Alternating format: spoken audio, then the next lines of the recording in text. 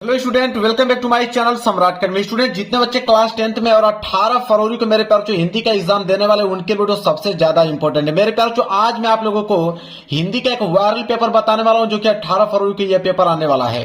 Code है 801 dB code है। मेरे प्यार जो नोट कर लो कोड को। और यह पेपर है 70 नंबर का और आज मैं आप लोगों को 70 में बिल्कुल क्लियर करा देता हूं।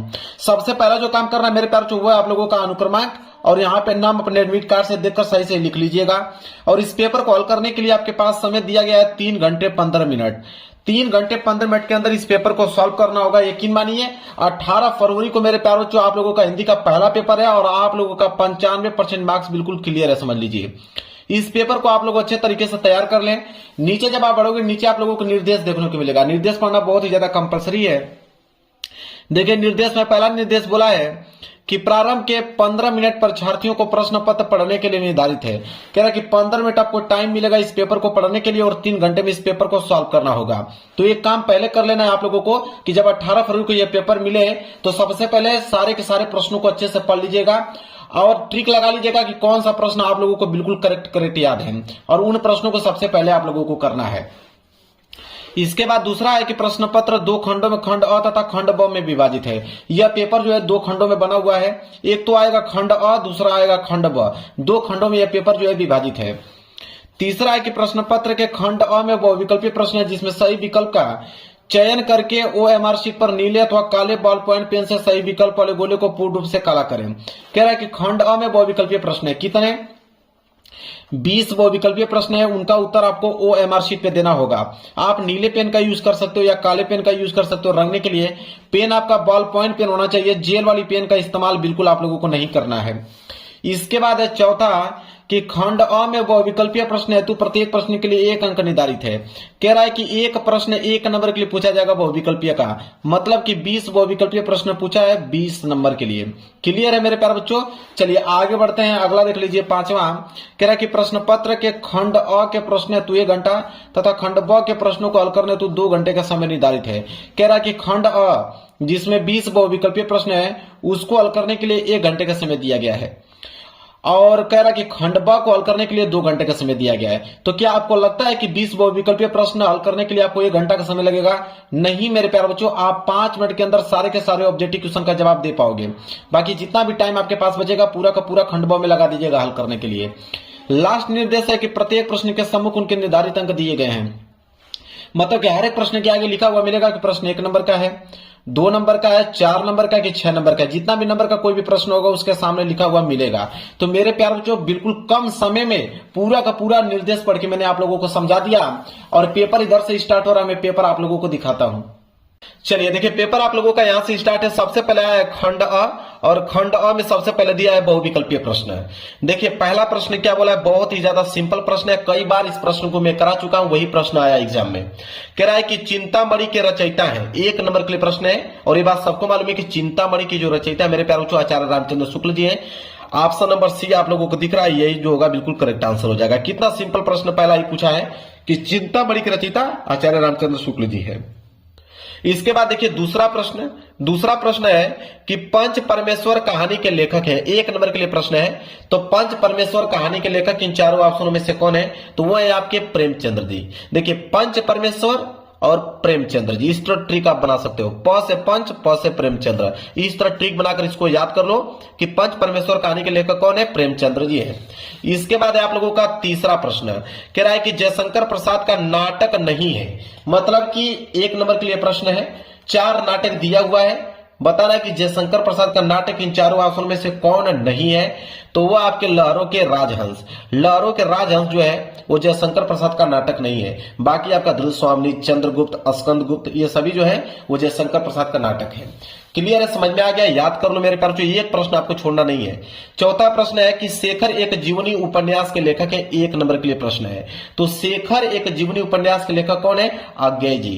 कौन है? अज्ञेय जी। डी वाला ऑप्शन जो होगा बिल्कुल करेक्ट आंसर हो जाएगा। आगे बढ़ते हैं अगले प्रश्न की तरफ। प्रश्न संख्या 5वां कह रहा है कि अपनी खबर आत्मकथा है। 1 नंबर के लिए प्रश्न है। तो अपनी खबर आत्मकथा है। किनकी आत्मकथा है मेरे प्यार? जो अपनी खबर, तो वह है आपके पांडे बेचन शर्मा उग्र की। ए वाला ऑप्शन जो होगा बिल्कुल राइट आंसर हो जाएगा। आगे बढ़ते हैं प्रश्न संख्या 6, कह रहा है भूषण किस युग के कवि है, 1 नंबर के लिए प्रश्न है। तो भूषण की अगर हम बात करें तो भूषण जो है रीतिकाल युग के कवि है, इसलिए बी वाला ऑप्शन जो होगा बिल्कुल राइट आंसर हो जाएगा, रीतिकाल। आगे बढ़ते हैं प्रश्न संख्या 7वां, कह रहा है कि ललित ललाम रचना है, 1 नंबर के लिए प्रश्न बहुत ही ज्यादा इंपॉर्टेंट है। तो ललित ललाम जो है वो मतीराम जी की रचना है, इसलिए ए वाला जो होगा बिल्कुल करेक्ट आंसर हो जाएगा। अगला प्रश्न है प्रश्न संख्या 8वां, देखिए क्या है, कह रहा है यशोधरा रचना है, 1 नंबर के लिए प्रश्न है कि यशोधरा जो है वो किसकी रचना है। तो यशोधरा की अगर हम बात करें तो मैथिली शरण गुप्त जी की रचना है यशोधरा, डी वाला ऑप्शन जो होगा बिल्कुल राइट आंसर हो जाएगा। प्रश्न संख्या 9 है कि आंगन के पार द्वार रचना है, तो आंगन के पार द्वार रचना किसकी रचना है, आज्ञेय जी की रचना है, बी वाला ऑप्शन जो होगा बिल्कुल करेक्ट आंसर हो जाएगा। प्रश्न संख्या 10वां, दीप शिखा काव्य संग्रह रचना है, 1 नंबर के लिए प्रश्न है। देखिए दीप शिखा जो है वो एक काव्य संग्रह है, और यह काव्य संग्रह रचना किसकी है, दीप शिखा, यह प्रश्न में पूछा गया है। तो यह जो है महादेव वर्मा की रचना है, इसलिए ए वाला ऑप्शन जो होगा बिल्कुल करेक्ट आंसर हो जाएगा। आगे है प्रश्न संख्या 11 कि करुण रस का स्थायी भाव है, 1 नंबर के लिए प्रश्न, बहुत सिंपल, करुण रस का स्थायी भाव शोक होता है, मतलब डी वाला ऑप्शन जो होगा बिल्कुल करेक्ट आंसर हो जाएगा। आगे बढ़ते हैं प्रश्न संख्या 12 की तरफ, कह रहा है कि चरण कमल बंदो हरिराई, कह रहा है उपयुक्त पंक्ति में अलंकार है, मतलब किस अलंकार का उदाहरण है चरण कमल बंदो हरिराई। तो ये तो रूपक अलंकार का उदाहरण है, इसलिए सी वाला ऑप्शन जो होगा बिल्कुल राइट आंसर हो जाएगा।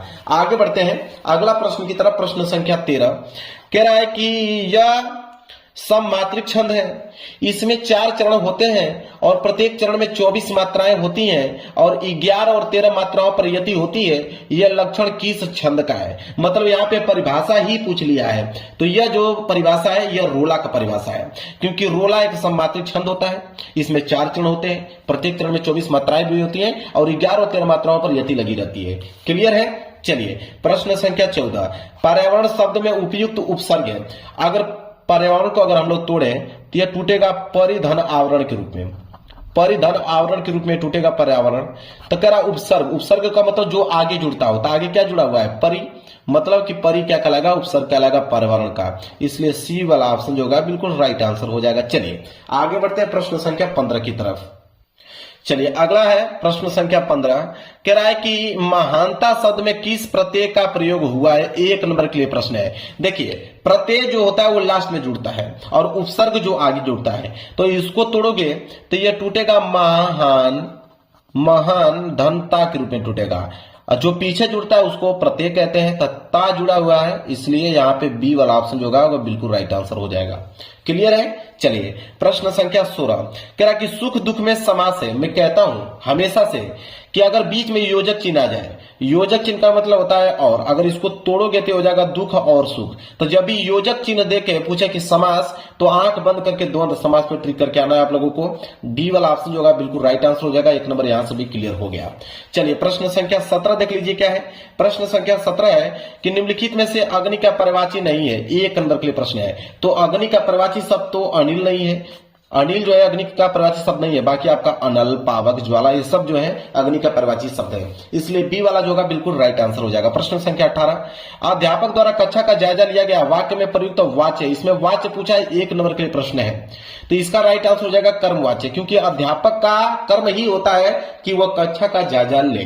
क्लियर है। बी वाला ऑप्शन जो होगा बिल्कुल राइट आंसर हो जाएगा। चलिए और आगे है, तो यह मेरा पसंदीदा रेस्तरा है। अब यह के नीचे क्या किया गया, अंडरलाइन किया गया है। अब बताना कि यह जो है वो है क्या। तो यह की अगर हम बात करें तो वह एक सर्वनाम, निश्चयवाचक और पुल्लिंग और एकवचन है, इसलिए बी वाला जो होगा बिल्कुल राइट आंसर हो जाएगा। 1 नंबर यहां से भी आप लोगों का क्लियर हो गया। लास्ट प्रश्न बहुविकल्पीय का मेरे प्यारे बच्चों, कि तद मतलब स्त्रीलिंग शब्द का सप्तमी विभक्ति बहुवचन का रूप होगा। देखिए तद जो है स्त्रीलिंग शब्द है और इसका आपको बताना है कि सप्तमी विभक्ति और बहुवचन का रूप क्या होगा। ठीक है, तो इसका जो सप्तमी विभक्ति और बहुवचन का रूप होगा तासु। क्या होगा, तासु होगा। बी वाला जो होगा बिल्कुल करेक्ट आंसर हो जाएगा। 1 नंबर यहां से भी आप लोगों का फिक्स हो गया। तो बिल्कुल कम समय में मेरे प्यारे 20 के 20 बहुविकल्पीय प्रश्न का उत्तर मैंने बता दिया और 20 में 20 आप लोगों को बिल्कुल सही करके आने हैं, एक भी प्रश्न छोड़ना नहीं मेरे प्यारे बच्चों। अब यहां से स्टार्ट करेंगे हम लोग खंड ब। चलिए देखिए, यहां से स्टार्ट हो गया आप लोगों का खंड ब, और खंड ब जो है उसमें वर्णनात्मक प्रश्न दिए गए। प्रश्न संख्या 21। 20 के बाद आएगा प्रश्न संख्या 21वां। देखिए क्या बोला है कि निम्नलिखित गद्यांशों में से किसी एक का गद्यांश पर आधारित सभी प्रश्नों के उत्तर दीजिए। अब एक गद्यांश आ गया, कितने नंबर के लिए पूछा है? 6 नंबर के लिए गद्यांश दिया हुआ है, और यहाँ पे ऑप्शन 2 है। एक आपका क वाला है, कह रहा है कि क वाला नहीं कर पाओगे तो अथवा करके आपको ख वाला दिया गया है, तो दोनों में से कोई एक आप कर सकते हो जो आपको याद हो। मैं आपको उत्तर दोनों का बता देता हूं, आप देख लेना, जो आसान लगेगा उसको याद करके जाइएगा, वही एग्जाम में करके आइएगा। तो चलिए देखते हैं, पहले क वाला देखेंगे। क वाला क्या है कि अश्वारोही पास आया, ममता ने रुक रुक कर कहा, मैं नहीं जानती कि वह शहंशाह था या साधारण मुगल, पर एक दिन इसी झोपड़ी के नीचे वह रहा। मैंने सुना था कि वह मेरा घर बनवाने की आज्ञा दे चुका था। मैं आजीवन अपनी झोपड़ी के खोदे जाने के डर से भयभीत रही। भगवान ने सुन लिया, मैं आज इसे छोड़े जाती हूँ। अब तुम इसका मकान बनाओ या महल, मैं अपने चीर विश्राम गृह में जाती हूँ। अब मेरे प्यारों, इसके नीचे 3 प्रश्न हैं। पहला है कि उपयुक्त गद्यांश का संदर्भ लिखिए, 2 नंबर मिलेगा। चलिए इसका संदर्भ देखते हैं। तो देखिए मेरे प्यारों, प्रश्न संख्या 21 में हम लोग क वाला कर रहे हैं, और क में भी पहला प्रश्न कर रहे हैं, और उसका उत्तर है संदर्भ। तो हम लोग पहले संदर्भ हेडिंग डालेंगे, लिखेंगे कि प्रस्तुत गद्यांश हमारी पाठ्य पुस्तक हिंदी के गद्य खंड में संकलित ममता नामक कहानी से लिया गया है। इसके लेखक कौन है? जयशंकर प्रसाद जी हैं। मेरे प्यार बच्चों, किस चैप्टर से लिया गया है? ममता चैप्टर से लिया गया है। इसके लेखक कौन है? जयशंकर प्रसाद जी हैं। बस मात्र 2 ही चीजों का ध्यान रखना है, किस चैप्टर से लिया गया है, इसके लेखक कौन है। ये हो गया आप लोगों का संदर्भ, बिल्कुल यहां से क्लियर, 2 नंबर आपका मिल गया। इसके बाद दूसरा प्रश्न है, गद्यांश के रेखांकित अंश की व्याख्या कीजिए, 2 नंबर। जहां तक अंडरलाइन किया गया है, तो अंडरलाइन तो यहां तक किया गया है, यहां से स्टार्ट है, यहां पे समाप्त है कि मैं आजीवन अपनी झोपड़ी के खोदे जाने के डर से भयभीत रही। भगवान ने सुन लिया, मैं आज इसे छोड़े जाती हूं, तो अब तुम इसका मकान बनाओ या महल में अपने चीर विश्राम गृह में जाती हूं। इसका मैं व्याख्या करना है। चलिए इसका व्याख्या नोट कीजिए। देखिए दूसरा, इसका व्याख्या लिखेंगे कि प्रस्तुत गद्यांश में लेखक जयशंकर प्रसाद जी कहते हैं, क्या कहते हैं जयशंकर प्रसाद जी, कि जब घुड़सवार ममता के पास आकर रुका तो ममता ने उसे घुड़सवार से बताया कि मैं यह नहीं जानती कि वह व्यक्ति कौन था, लेकिन मैंने सुना था कि वह व्यक्ति अपने अधिकारियों को यह आदेश दे रहा था कि झोपड़ी को तोड़कर एक अच्छा सा मकान बनवा दिया जाए। मैंने जिस दिन से उसकी यह बात सुनी थी, तब से अपनी झोपड़ी के टूटने के डर से भयभीत रही। जिस झोपड़ी में मैंने अपने जीवन के इतने बरस गुजारे हैं, वह न जाने कब टूट जाएगी और मैं बेघर हो जाऊंगी। किंतु ईश्वर ने मेरी प्रार्थना सुन ली। अब तक मेरी झोपड़ी सुरक्षित रही। अब जबकि मृत्यु निकट है और मैं अपनी झोपड़ी को छोड़कर ईश्वर की शरण में जा रही हूं, तब यहां चाहे मकान बनाओ या महल। क्लियर है? बिल्कुल डिटेल में अपनी भाषाओं में मैंने इस व्याख्या को व्यक्त किया है। तो इस तरह आप लोगों को लिखना है, 2 नंबर आपका मिल जाएगा। एक प्रश्न और है तीसरा, कि ममता के आजीवन भयभीत रहने का क्या कारण था, 2 नंबर इसमें मिलेगा। तो इसका हम लोग उत्तर लिखेंगे तीसरे का, कि ममता आजीवन अपनी झोपड़ी के खोदे जाने के भय से भयभीत रही। मतलब खोदे जाने के भय से भयभीत रही। बस 2 नंबर आप लोगों को मिल जाएगा। पूरा का पूरा तीनों प्रश्नों का उत्तर डिटेल में मैंने बता दिया, नोट कर लो, 6 नंबर मिल जाएगा। अगर ये प्रश्न नहीं करना चाहते हो, क वाला अगर गद्यांश आप नहीं करना चाहते हो, कोई दिक्कत नहीं है, आप ख वाला कर सकते हो। ख वाला क्या है कि कितना जीवन बरस पड़ा है इन दीवारों पर, जैसे फसाने अजायब का भंडार खुला पड़ा हो। कहानी से कहानी बनती चली गई। बंदरों की कहानी, हाथियों की कहानी, हिरणों की कहानी, कहानी क्रूरता और भय की, दया और त्याग की। जहां बेरहमी है वहीं दया का भी समुद्र उमड़ पड़ा है। जहां पाप है वहीं क्षमा के सोता फूट पड़ा है। राजा और कंगले, विलासी और भिक्षु, नर और नारी, मनुष्य और पशु, सभी कलाकारों के हाथे सिरसते चले गए हैं। हैवान की हैवानी को इंसान की इंसानियत से कैसे जीता जा सकता है, कोई अजंता में जाकर देखे। बुद्ध का जीवन 1000 धाराओं में होकर बहता है, जन्म से लेकर निर्माण तक। उनके जीवन की प्रधान घटनाएं कुछ ऐसे लिख दी गई है कि आंखें अटक जाती है, हटने का नाम नहीं लेती हैं। ठीक है, यह दिया हुआ है आपका गद्यांश। इसके नीचे भी 3 प्रश्न मैं दिखाता हूं आप लोगों को। देखिए पहला प्रश्न है कि उपयुक्त गद्यांश का संदर्भ लिखिए, 2 नंबर मिलेगा। तो चलिए इसका संदर्भ देख लेते हैं। तो देखिए ख ख का संदर्भ। लिखिए कि प्रस्तुत गद्यांश हमारी पाठ्य पुस्तक हिंदी के गद्य खंड में संकलित अजंता नामक पाठ से है, जिसके लेखक डॉक्टर भगवत शरण उपाध्याय जी हैं। मतलब अजंता चैप्टर से लिया गया है, इसके लेखक डॉक्टर भगवत शरण उपाध्याय जी हैं। बस इतना पॉइंट लिखना है, 2 नंबर आप लोगों का क्लियर हो गया। अब मेरे प्यारों को देखिए दूसरा प्रश्न है यहाँ पे कि गद्यांश के रेखांकित अंश की व्याख्या कीजिए, 2 नंबर मिलेगा। जहां तक अंडरलाइन किया गया था, मैं अंडरलाइन दिखाता हूं आप लोगों को। तो देखिए अंडरलाइन यहां तक किया गया है कि कितना जीवन बरस पड़ा है इन दीवारों पर, जैसे फसाने अजायब जा भंडार खुला पड़ा हो।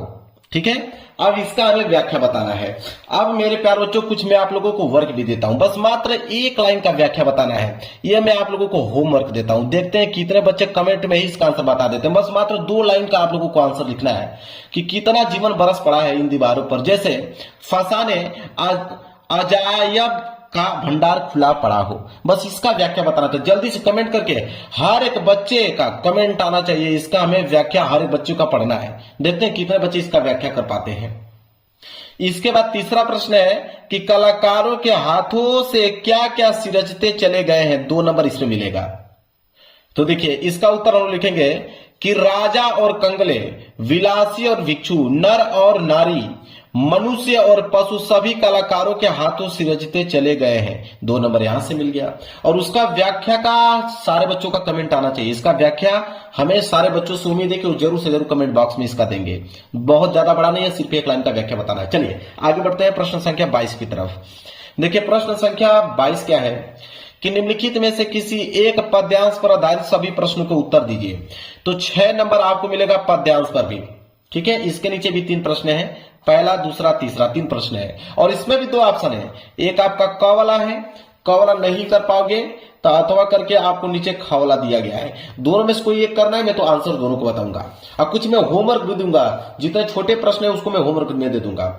तो देखिए क वाला क्या है कि पुरते निकसी रघुवीर बधु, धरी धीर दय मग में डग द्वे, झलकी भरी भाल कनी जल की, पुट सुखी गए मधुराधर वे, फिर बुझती है चलनो अब केतिक, पर्ण कुटी करी हो कित है, तिय की लखी आतुरता पिय की, अखिया अति चारु चल चल जल चुए। ठीक है, अब इसके नीचे 3 प्रश्न है। पहला एक उपयुक्त पद्यांश का संदर्भ लिखिए, 2 नंबर इसमें मिलेगा। चलिए इसका संदर्भ देख लेते हैं।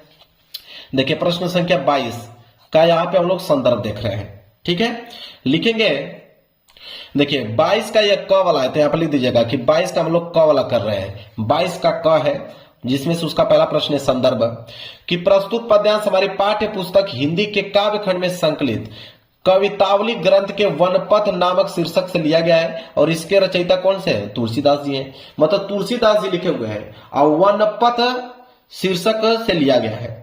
बस इतना पॉइंट आपको लिखना है, 2 नंबर आपको मिल जाएगा। इसके बाद है श्री राम के नेत्रों से आंसू क्यों बहने लगे, 2 नंबर इसमें मिलेगा। तो इसका आंसर हम लोग लिखेंगे, दूसरे का उत्तर नोट कीजिए कि सीता जी की थकावट से उत्पन्न व्याकुलता को समझकर रामचंद्र जी की आंखों में आंसू आ गया। बस 2 नंबर यहां से आप लोगों का मिल गया। कितना छोटे छोटे प्रश्न, तुरंत इसका जवाब दे पाओगे, आपको पूरे के पूरे अंक मिलेंगे। कह रहा है कि रेखांकित अंश पर्ण कुटी करी हो कि तय में कौन सा अलंकार है, 2 नंबर इसमें मिलेगा। बिल्कुल अनुप्रास अलंकार का प्रयोग किया गया है। डायरेक्ट आप लिख सकते हो कि अनुप्रास अलंकार, 2 नंबर यहां से मिल जाएगा। तो देखिए कितना सिंपल है, तुरंत याद हो गया, यहीं पे याद हो गया होगा आप लोगों को। अगर एक कवला नहीं करना चाहते हो तो आप खवला कर सकते हो कि मेवाड़ केसरी देख रहा केवल रण का न तमाशा था, वह दौड़ दौड़ करता था रण, वह मान रक्त का प्यासा था, चढ़कर चेतक पर घूम घूम करता सेना रखवाली था, ले महामृत्यु को साथ साथ मानो प्रत्यक्ष कपाली था। ठीक है, अब इसके नीचे 3 प्रश्न है। पहला है उपयुक्त पद्यांश का संदर्भ लिखिए, 2 नंबर, यह भी बिल्कुल आसान है। देखिए तो यहाँ पे अथवा का हम लोग यहाँ पे खवला देख रहे हैं, जिसमें से पहला प्रश्न है संदर्भ। नोट कीजिए संदर्भ इसका क्या होगा कि प्रस्तुत पद्यांश हमारी पाठ्य पुस्तक हिंदी के काव्य खंड में संकलित कविता हल्दी घाटी से अवतरित है और इसके रचयिता श्री श्याम नारायण पांडे जी है। 2 नंबर मिल गया, हल्दी घाटी से लिया गया है और इसके रचयिता श्याम नारायण पांडे जी है। तो 2 नंबर यहां से आप लोगों को मिल गया। चलिए आगे बढ़ते हैं। दूसरा प्रश्न, मेवाड़ केसरी किसे कहा गया है तथा वह मानसिंह पर रक्त का प्यासा बनकर क्यों टूट पड़ा, 2 नंबर यहां से मिलेगा। तो इसका उत्तर हम लोग लिखते हैं। देखिए इसका उत्तर होगा दूसरे का कि मेवाड़ केसरी अर्थात महाराणा प्रताप केवल हल्दी घाटी के भीषण युद्ध का तमाशा नहीं देख रहे थे, अपितु वे दौड़ दौड़कर युद्ध भी कर रहे थे। उनके भीषण युद्ध को देखकर ऐसा लग रहा था कि जैसे वह मेवाड़ के सम्मान की रक्षा के लिए अकबर के सेनापति मान सिंह के खून के प्यासे थे। भाई लोग 2 नंबर यहां से आप लोगों को मिल गया। चलिए आगे बढ़ते हैं। तीसरा प्रश्न, ठीक है, ये तीसरा प्रश्न है कि रेखांकित अंश में प्रयुक्त अलंकार का नाम लिखिए। ठीक है, मतलब ये जो लाइन दिया गया है यहाँ पे, किले महामृत्यु को साथ साथ मानव प्रथित कपाली था, इसमें किस अलंकार का प्रयोग किया गया ये बताना है। तो लिखेंगे यहाँ पे कि मुक्तक, पुनरुक्ति, प्रकाश, उत्प्रेक्षा तथा अतिशक्ति अलंकार का प्रयोग किया गया। 3 अलंकार का प्रयोग किया गया, नोट कर लो यहाँ पे। 2 नंबर यहां से फिक्स हो गया। आगे बढ़ेंगे प्रश्न संख्या 23 की तरफ। देखिए प्रश्न संख्या 23 है कि दिए गए संस्कृत गद्यांश में से किसी एक का संदर्भ सहित हिंदी में अनुवाद कीजिए। 5 नंबर मिलेगा। आप संस्कृत का गद्यांश आ गया, तो इसमें भी एक क वाला दिया गया है, क वाला नहीं कर पाओगे तो अथवा करके आप लोगों का ख वाला दिया गया है। 5 नंबर मिलेगा। 2 नंबर संदर्भ पे, 3 नंबर हिंदी अनुवाद पे मिलता है। तो पहले क वाला को देखते हैं। क वाला है कि ऐसा नगरी भारतीय संस्कृति वाला, देखिए यहां से लेके यहां तक है, ठीक है, यहां से लेके यहां तक है। इसका हमें संदर्भ सहित हिंदी में अनुवाद बताना है। तो चलिए देखिए कैसे लिखेंगे संदर्भ सहित हिंदी में अनुवाद। तो 23वें का क संदर्भ लिखिए कि प्रस्तुत गद्यांश हमारी पाठ्य पुस्तक हिंदी के संस्कृत खंड में संकलित वाराणसी पाठ से उद्धृत है, मतलब वाराणसी चैप्टर से लिया गया। सिंपल हिंदी अनुवाद की अगर हम बात करें, इसका हिंदी अनुवाद क्या होगा, जो हम लोग ये देख रहे हैं गद्यांश, इसका पूरा का पूरा हिंदी अनुवाद क्या होगा उसको नोट कीजिए। तो इसका हिंदी अनुवाद होगा कि यह नगरी भारतीय संस्कृति और संस्कृत भाषा का केंद्र स्थल है। यहीं से संस्कृत साहित्य और संस्कृति का प्रकाश सभी जगह फैला है। मुगल युवराज दारासिकों ने यहाँ आकर भारतीय दर्शन शास्त्रों का अध्ययन किया था। वह अनेक ज्ञान से इतना प्रभावित हुआ, वह उनके ज्ञान से इतना प्रभावित हुआ था कि उसने इन उपनिषदों का जो अनुवाद है वो फारसी भाषा में करवाया। बस यहां से 2 नंबर और यहां से 3 नंबर, टोटल 5 नंबर मिल गया। अगर ये प्रश्न नहीं करना चाहते कोई दिक्कत नहीं है, अथवा वाला दिया है आप ख वाला कर सकते हो, कोई दिक्कत नहीं है, इसमें भी 5 नंबर आपको मिल जाएंगे।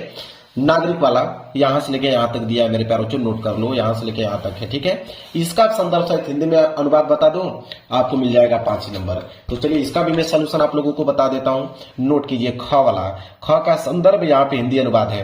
तो संदर्भ नोट कीजिए कि प्रस्तुत गद्यांश हमारी पाठ्य पुस्तक हिंदी के संस्कृत खंड में संकलित प्रभुत्व ग्रामीण पाठ से उद्धृत है, मतलब प्रभुत्व ग्रामीण चैप्टर से लिया गया है। हिंदी अनुवाद की अगर हम बात करें तो लिखेंगे नागरिक बहुत देर तक सोचता रहा लेकिन पहेली का उत्तर देने में समर्थ नहीं हुआ, तो ग्रामीण से कहा कि मैं इस पहेली का उत्तर नहीं जानता। यह सुनकर ग्रामीण ने कहा यदि तुम उत्तर नहीं जानते हो तो मुझे 10 रुपए दे दो। अतः मलिन मुख वाले नागरिक ने शर्त के अनुसार 10 रुपए दे दिए। क्लियर है। चलिए आगे बढ़ते हैं प्रश्न संख्या 24 की तरफ। देखिए प्रश्न संख्या 24 क्या है कि नीचे दिए गए पद्यांश में से किसी एक पद्यांश का संदर्भ सहित हिंदी में अनुवाद कीजिए। 5 नंबर मिलेगा पद्यांश पे भी। ऊपर हमने गद्यांश देखा, ये पद्यांश है, इसमें भी 2 नंबर संदर्भ और 3 नंबर हिंदी अनुवाद पे मिलता है। इसमें भी 2 ऑप्शन है, एक आपका क वाला है, क वाला नहीं कर पाओगे तो अथवा करके आपके नीचे ख वाला दिया गया है कि सर्वे भवंती सुखिनम सर्वे संतु निरामया सर्वे भद्राणु पश्यन्तु मा कश्चित् दुख भाग भवेत्। ठीक है, इसका हमें संदर्भ सहित हिंदी में अनुवाद करना है। चलिए पहले क वाला को देखते हैं।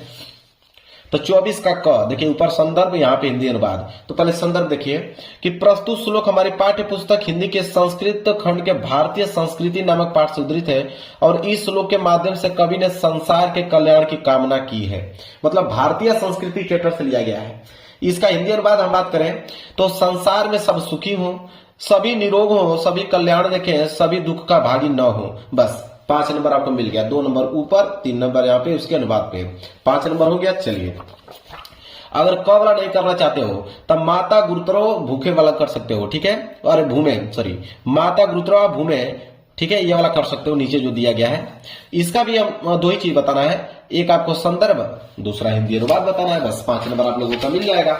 चलिए इसका आंसर आप नोट कर सकते हो, देखिए अथवा ख वाला, यहाँ पे संदर्भ, नीचे हिंदी अनुवाद दिया हुआ है, नोट कीजिए। संदर्भ में होगा प्रस्तुत श्लोक हमारी पाठ्य पुस्तक संस्कृत भाग के जीवन सूत्राणु नामक पाठ से अवतरित है, मतलब जीवन सूत्राणु चैप्टर से लिया गया है, जीवन सूत्राणु चैप्टर से लिया गया है। हिंदी अनुवाद की अगर हम बात करें, हिंदी अनुवाद होगा कि माता पृथ्वी से भी अधिक भारी है, पिता आकाश से भी अधिक ऊंचा है, मन जो है वायु से भी अधिक शीघ्र चलने वाला है, तिनकों से भी अधिक तिनको से भी बहुत अधिक जो है वो क्या है, चिंता है। क्लियर है। चलिए, तो संदर्भ और हिंदी अनुवाद दोनों बता दिया गया यहाँ पे। चलिए आगे बढ़ते हैं। दोनों प्रश्नों का उत्तर मैंने बता दिया, क और ख दोनों का बता दिया। अब आगे बढ़ेंगे प्रश्न संख्या 25 की तरफ। देखिए प्रश्न संख्या 25वां है कि अपने पठित खंड काव्य के आधार पर निम्नलिखित प्रश्नों में से किसी एक का उत्तर दीजिए। 3 नंबर आपको मिलेगा खंड काव्य पे, लेकिन खंड काव्य मेरे प्यारों जो जिला वाइज जाता है, जो आपके जिला में पूछा जाएगा वही आपको एग्जाम में करना होगा। कोई दूसरा करोगे तो 1 नंबर एग्जामिनर नहीं देगा। तो आप देख लेना कि आप किस डिस्ट्रिक्ट से बिलोंग करते हो, तो आपके डिस्ट्रिक्ट में कौन सा खंड काव्य पूछा जाता है वही आपको करना होगा। खंड काव्य बहुत सारे हैं, मुक्ति दूत है, ज्योति जवाहर है, अग्र पूजा है, यहाँ पे मेवाड़ मुकुट दिया गया है, इसके बाद जय सुभाष दिया गया है, इसके बाद आप देखोगे तो मातृभूमि दिया गया है, कर्ण दिया गया है, इसके बाद आपका कर्मवीर दिया गया है, इसके बाद आपका तुमुल दिया गया है। इतने सारे हैं, लेकिन आप देख लेना कि आप किस डिस्ट्रिक्ट से बिलोंग करते हो तो आप में कौन सा खंड काव्य पूछा गया है। चलिए आगे बढ़ते हैं। प्रश्न संख्या 26। प्रश्न संख्या 26 का क है कि दिए गए लेखकों में से किसी एक लेखक का जीवन परिचय देते हुए उनकी एक प्रमुख रचना का उल्लेख कीजिए। 5 नंबर आपको मिल जाएगा मेरे प्यारों चो लेखक के जीवन परिचय पे। सारे विद्यार्थियों को जीवन परिचय याद होगा। 3 नंबर जीवन परिचय पे मिलता है, 2 नंबर रचनाएं पे मिलता है। आप चाहिए तो आचार्य रामचंद्र शुक्ल जी का कर सकते हैं, आपका मन करे तो डॉक्टर भगवत शरण उपाध्याय जी का, इसके बाद जयशंकर प्रसाद जी का। 3 ऑप्शन है, जो मन करे उसको आप कर दीजिए। तीनों ही इंपॉर्टेंट है, तीनों में से कोई एक करोगे 5 नंबर आपको मिल जाएगा। तो इसमें ज्यादातर आप लोगों को देखिए, जैसे मान लीजिए आचार्य रामचंद्र शुक्ल जी का करना है तो आप क्या करोगे, इनका डेट ऑफ बर्थ अच्छे से याद होना चाहिए कि जन्म कब हुआ था 1884 में, मृत्यु सन 1941 में हुआ था, बस्ती जिले के अगोना नामक ग्राम में इनका जो है जन्म हुआ था, पिता का नाम चंद्रबली शुक्ल था और इन्होंने इंटरमीडिएट तक पढ़ाई किया था। बस ये सारी चीजें। इसके बाद आप इनकी रचनाएं लिख सकते हैं, लेकिन इनकी रचनाएं आप लिख सकते हो जैसे चिंतामणि हुआ, रसमीमांसा हुआ, ठीक है, विचार विधि हुआ। बस 2-3 ठे लिख देना, आपका काम बन जाएगा। आपका मन कर तो डॉक्टर भगवत शरण उपाध्याय का लिख सकते हो, आपका मन कर जयशंकर प्रसाद जी का लिख सकते हो, लेकिन आपको अपने से लिखिएगा। यह जो है जीवन परिचय मेरे प्यारे बच्चों लेखक का याद भी होगा, मुझे बताने की जरूरत नहीं है। इसके बाद ख वाला कि दिए गए कवियों में से किसी कवि का जीवन परिचय देते हुए उनके प्रमुख रचना का उल्लेख कीजिए। 5 नंबर मिलेगा। तो कवि का भी आप लोगों का जीवन परिचय याद ही होगा। आपको गोस्वामी तुलसीदास का याद ही होगा, रसखान जी का याद ही होगा, सुमित्रानंद पंत जी का, मैथिली शरण गुप्त जी का। आपके पास ऑप्शन 4 है, जिनका याद होगा कोई ये कर लीजिएगा, आपको 5 नंबर मिल जाएगा। याद रहे 3 नंबर जीवन परिचय पे, 2 नंबर रचनाएं पे मिलता है। चलिए आगे बढ़ते प्रश्न संख्या 27 कि अपने पाठ्य पुस्तक में से कंठस्थ को एक श्लोक लिखिए जो इस प्रश्न पत्र में न आया हो। 2 नंबर मिलेगा। कोई एक ऐसा श्लोक लिखना है जो इस पेपर में न आया हो, ठीक है। पेपर में जो आया रहेगा उसको अगर लिख दोगे तो क्या होगा, 1 नंबर आप लोगों को नहीं मिलेगा। तो चलिए मैं एक श्लोक आप लोगों को बता देता हूं, वो नोट कर लो, ठीक है। ये पहला श्लोक है यहाँ पे मेरे प्यारे बच्चों, आप इसको नोट कर लो, आपको नंबर मिल जाएंगे 2 नंबर, इसको नोट कर लो। और देख लेना किताब में कोई सिंपल सा है तो उसको याद कर लेना, जो इस पेपर में बस ना आया हो। कोई अलग से आप लिख सकते हो, कोई दिक्कत नहीं है। इसके बाद है प्रश्न संख्या 28, कह रहा है कि निम्नलिखित में से किन्हीं 2 प्रश्नों को उत्तर संस्कृत में दीजिए। 2 नंबर मिलेगा। 1, 2, 3, 4 आपके पास ऑप्शन 4 है, ठीक है। किन्हीं 2 ही प्रश्नों का उत्तर आपको देना है संस्कृत में। तो मैं 3 प्रश्नों का उत्तर दे देता हूं, एक पहले का, एक दूसरे का, एक तीसरे का। तीनों का उत्तर मैं बता देता हूं, यहाँ पे लिख के लेकर आ गया हूं मैं। ये पहले का उत्तर है, ये दूसरे का, ये तीसरे का। तीनों का सीरियल बाय सीरियल लिख के आया हूं, नोट कर लो। कोई 2 ही करना है आपको, ठीक है। चलिए प्रश्न संख्या 28 कंप्लीट। प्रश्न संख्या 29 की तरफ बढ़ते हैं। चलिए प्रश्न संख्या 29 है कि निम्नलिखित में से किसी एक विषय पर निबंध लिखिए। 7 नंबर आपको मिलेगा, ठीक है। किसी एक विषय पे आप लोगों को निबंध लिखना है। या तो आप देश प्रेम पे लिख सकते हो, या तो आप आतंकवाद की समस्या और समाधान पे लिख सकते हो, या तो प्रदूषण और मानव जीवन पे लिख सकते हो, या तो आजादी का अमृत महोत्सव है उस पे आप लिख सकते हो। तो जो आपको याद हो मेरे प्यारे बच्चों उसको आप लिख सकते हो। मैं एग्जाम्पल के तौर पे मेरे प्यारे बच्चों आप लोगों को बता देता हूं, देश प्रेम पे मैं देश प्रेम पे बता देता हूं, आप इसको नोट कर सकते हो। देखिए जब भी आप देश प्रेम पर निबंध लिख रहे हो, चाहे किसी पे निबंध लिख रहे हो, आप रूपरेखा लिख लो। रूपरेखा में आप कौन कौन सी हेडिंग बनाने वाले हो, प्रस्तावना, स्वदेश का अर्थ क्या है, स्वदेश प्रेम का वास्तविक स्वरूप क्या है, स्वदेश प्रेम के उदाहरण क्या है, उपसंहार। बस 4, 5, 6 हेडिंग आप डाल लो और उसमें आप निबंध को समाप्त कर दो। जैसे पहले हेडिंग है प्रस्तावना, लिखो कि माता और जन्मभूमि की गरिमा स्वर्ग से बढ़कर है। जिस धरती की गोद में हमारे शरीर का पालन पोषण हुआ है उसके प्रति लगाव होना स्वाभाविक है। अपने देश के लिए हमें कुछ न कुछ त्याग अवश्य करने चाहिए। सच्चा सुख तो उसी मनुष्य को मिलता है जिसके हृदय में देश का प्रेम सागर लहराया करता है। बस यह प्रस्तावना के रूप में लिख लो।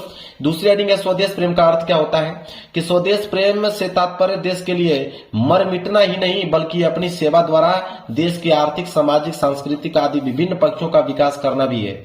इससे प्रत्येक कार्य जिससे स्वदेश का हित होता है स्वदेश प्रेम का प्रतीक है कि जो व्यक्ति जिस पद पर है, ठीक है, यदि वहां पर देश के हित का काम करे तो देश की क्या होगा, उन्नति भी होगा।